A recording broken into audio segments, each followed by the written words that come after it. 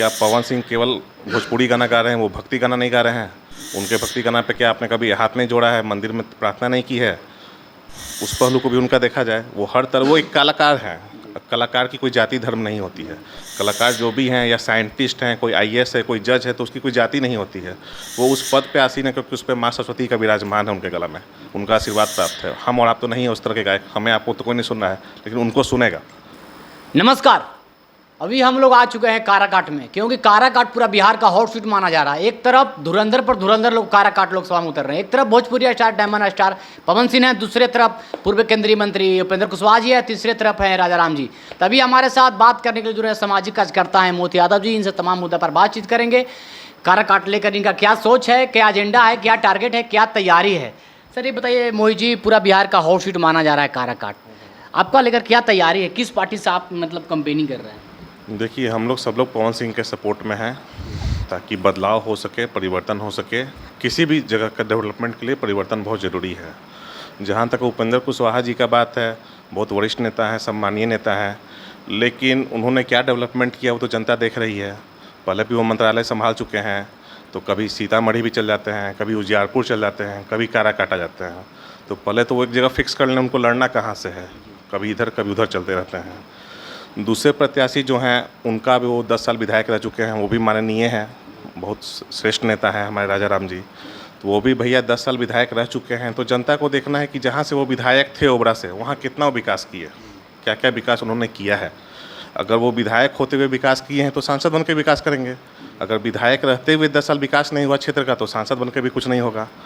मोहित जी बताइए, आप बोल रहे हैं कि उपेंद्र कुशवाहा जी बाहरी हैं, लेकिन पवन जी के भी लोग तो बाहरी बोल रहे हैं कि बाहरी हैं, आरा से क्यों नहीं चुनाव लड़े, आसनसोल से क्यों नहीं चुनाव लड़े, काराकाट से क्यों चुनाव लड़ रहे हैं। और लोग बता रहे हैं कि बरसाती मेढक हैं, जब बरसात आते हैं तो टटर करते हैं, फिर चले जाएंगे। भैया चुनाव तो उनका क्षेत्र अपना है, आरा के वो रहने वाले हैं, शाहाबाद में उनका बचपन बीता है, तो वो बाहर के कहाँ से हैं। पहले तो ये एरिया शाहाबाद ही कहलाता था, आज वो काराकाट भले आप नाम जान रहे हैं, तो वहाँ का इनकी पैदाइशी है, वो बाहर के कहाँ हैं। बाहर के तो वो लोग हैं जो बाहर गंगा पार से आ रहे हैं या कहीं और से आ रहे हैं, ये तो बाहरी नहीं लगते हैं कहीं से भी। क्या लोग नचनिया और बजनिया के लेकर भी आवाज़ उठा रहे हैं, या सही बात है या गलत बात है? भैया नचनिया बजनिया से मतलब नहीं है, मतलब है आपके कार्य शैली पे, आप कैसे कार्य करते हैं। क्या पवन सिंह केवल भोजपुरी गाना गा रहे हैं, वो भक्ति गाना नहीं गा रहे हैं? उनके भक्ति गाना पे क्या आपने कभी हाथ नहीं जोड़ा है, मंदिर में प्रार्थना नहीं की है? उस पहलू को भी उनका देखा जाए। वो हर तरह वो एक कलाकार हैं। कलाकार की कोई जाति धर्म नहीं होती है। कलाकार जो भी हैं या साइंटिस्ट हैं, कोई आईएएस है, कोई जज है, तो उसकी कोई जाति नहीं होती है। वो उस पद पे आसीन है क्योंकि उस पर माँ सरस्वती का विराजमान है उनके गला में, उनका आशीर्वाद प्राप्त है। हम और आप तो नहीं है उस तरह के गायक, हमें आपको तो कोई नहीं सुन रहा है, लेकिन उनको सुनेगा। तो उन पर से ये कृपा है, इस बात को समझिए। बताइए मोहित जी, आप कंपेनिंग कर रहे हैं पवन सिंह के साथ में, क्या कमियां नज़र आ रहा है, क्या रिस्पॉन्स मिल रहा है, क्या जनता की तरफ से रिस्पॉन्स मिल रहा है? देखिए, चुनाव भैया होता है समीकरण पे, चुनाव हवा में लड़ा नहीं जाता है। समीकरण यहाँ का है कि 3 लाख हमारे यादव वोटर हैं, 2.5 लाख राजपूत भाई वोटर हैं, कुशवाहा भाई भी 2.5 लाख हैं, मुस्लिम भाई भी 1.5 लाख के करीब हैं। तो सबके समीकरण के हिसाब से ही चला जाता है। और उसी समीकरण में आपको अपना देखना है कि हम किस पार्टी से हैं, कहाँ से हैं, कौन मेरा वोटर है, कौन नहीं है। तो उसके हिसाब से कैंपेनिंग हम लोग का बहुत अच्छा चल रहा है। और यदि वोट शिफ्ट होता है इनके तरफ 20-20% भी हर जाति का, अगर पवन भैया के तरफ 20-20% भी हर जाति, चाहे वो यादव हो, मलाह हो, मुस्लिम हो, चाहे किसी भी जाति के हों, अगर शिफ्ट कर गए, प्लस उनका अपना जो कैडर वोट है वो उनको मिलेगा ही, तो वो आराम से चुनाव निकाल सकते हैं, कहीं कोई दिक्कत नहीं आएगी। लेकिन ये भी है बात कि अगर पवन जी के जनता क्यों वोट देगी, आखिर पवन जी काराकाट के लिए क्या विकास किए हैं, चाहे चुनाव लड़ने से पहले क्या काम किए हैं? भैया चुनाव लड़ने के पहले तो कुछ काम नहीं कर पाएंगे ना, चुनाव लड़ने के बाद ही ना वो करेंगे। जब वो चुनाव में जीत के आएंगे, हम लोग जिता के लाएंगे उनको, तब ना वो क्षेत्र में बोल ही रहे कि हम भोजपुरी इंडस्ट्री बैठाएंगे, लोगों को रोजगार देंगे, जो भी होगा रोड गली नरक सबका उत्थान करेंगे, बनवाएंगे। तो आप लोग जिताइएगा तब तो वो कुछ काम कर पाएंगे। ये तो हमें पूछना चाहिए उनसे, उपेंद्र कुशवाहा जी से, कि वो जीते तो उन्होंने क्या किया।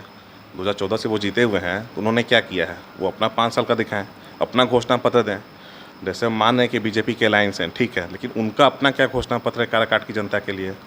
हमारे राजा राम जी माननीय नेता का उनका क्या घोषणा पत्र है कि वो जीत के क्या करेंगे।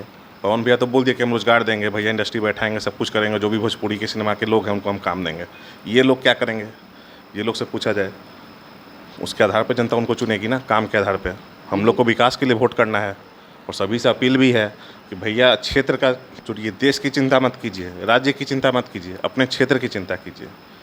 आपका क्षेत्र बढ़ेगा तो आपके बच्चे पढ़ेंगे, आपके बच्चे पढ़ेंगे तो बच्चे से इंजीनियर, डॉक्टर, कोई आईएएस आईपीएस निकलेगा, कोई जज बनेगा, तो आपका उत्थान होगा, आपके अगल बगल का उत्थान होगा। इसीलिए देश की राजनीति, राज्य की राजनीति छोड़ दीजिए, अपना संसदीय क्षेत्र काराकाट पे फोकस कीजिए कि आपके काराकाट के लिए बेहतर ऑप्शन कौन है। हमारे पास 3 ऑप्शन है, राजा राम जी हैं, उपेंद्र कुशवाहा जी हैं, पवन भैया हैं। इन तीनों में जनता को सोचना है कि सबसे इम्पोर्टेंट कौन है जो मेरे लिए काम कर सके, जिससे मेरे आने वाली पीढ़ी सक्षम हो सके। इस पे वोट दीजिए। देखिए मोहित जी, आप भी नौजवान हैं, पवन जी भी नौजवान, लेकिन नौजवानों के लिए क्या सोच रखे हैं? नौजवान जब तक आगे बढ़ चढ़ के हिस्सा नहीं लेंगे तो कैसे देश का विकास होगा। आज पूरे एशिया महाद्वीप पे इंडिया सबसे ज़्यादा इसके पास यूथ है, सबसे ज़्यादा यूथ पॉपुलेशन हमारे पास है, 60% से ऊपर यूथ पॉपुलेशन है।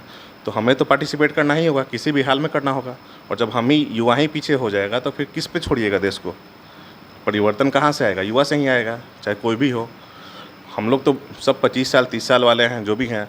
भारत के राजा तो अशोक सम्राट, जो चक्रवर्ती अशोक सम्राट, तो 15 साल में राजा बन गए थे। सबसे बड़े राजा तो अकबर हुए, वो भी 18-17 साल में राजा थे। तो इससे कोई दिक्कत नहीं है, इससे कहीं कोई दिक्कत बताइए, नहीं है। पवन जी का आसनसोल से टिकट मिला, क्या आसनसोल से क्यों नहीं लड़े? ये तो उनका निजी फैसला है कि वो आसनसोल क्यों नहीं लड़े, क्यों वहाँ पे त्याग दिए। लेकिन मैं ये भी स्पष्ट कर दूं कि मुझे एक भी नेता का नाम बताइए जिसमें हिम्मत हो कि वो भाजपा का टिकट ठुकरा के निर्दलीय लड़ जाए। आप एक नेता का नाम हमको बता दीजिए। कोई नहीं है। आखिर क्यों ठुकराएं? भाजपा के क्यों ठुकराएं? भाजपा से ही सदस्यता लिए हुए हैं, आखिर क्यों ठुकराएं?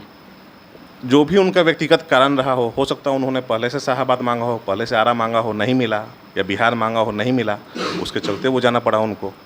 निजी कारण हो सकता है। ये तो भाजपा हैं, अमित शाह जी हैं, मोदी जी हैं, या जो भी हैं यहाँ, सम्राट चौधरी हैं बिहार के वरिष्ठ नेता भाजपा में, ये तो उन लोग का डीलिंग है। इसमें तो मैं कुछ नहीं टिप्पणी कर सकता हूँ। क्या विजय का डंका बजेगा मोहित जी? विजय का डंका बिल्कुल बजेगा। अगर बजेगा तो सबसे पहले काम क्या होगा आपको, मतलब पवन जी हैं, क्या काम होगा? सबसे पहला तो रोज़गार पे काम होगा भैया, क्योंकि देश में सबसे बड़ी जो मुद्दा है वो बेरोज़गारी की ही है। युवा को रोज़गार चाहिए, युवा को जॉब चाहिए। एक जॉब होगा तो उसके परिवार में 4-5 लोग हैं उन पे डिपेंडेंट, वो लोग का परिवार संभलेगा, वो लोग खाना पीना खाएंगे, अच्छे से जीवन व्यतीत करेंगे, उनकी लाइफ स्टैंडर्ड हाई होगी। तो सबसे पहला काम हम लोग रोज़गार पे फोकस करेंगे। और पवन भैया से बोल के भी करवाएंगे कि नहीं भैया, रोज़गार चाहिए, किसी भी हाल में चाहिए। कम से कम आपके संसदीय क्षेत्र में तो 40-50 हज़ार रोज़गार हम लोग को चाहिए, वो आप जैसे भी जनरेट कीजिए। जी ये बताइए मोहित जी, आपका चुनाव को लेकर आपका भूमिका क्या है? पवन जी के लिए भूमिका क्या है?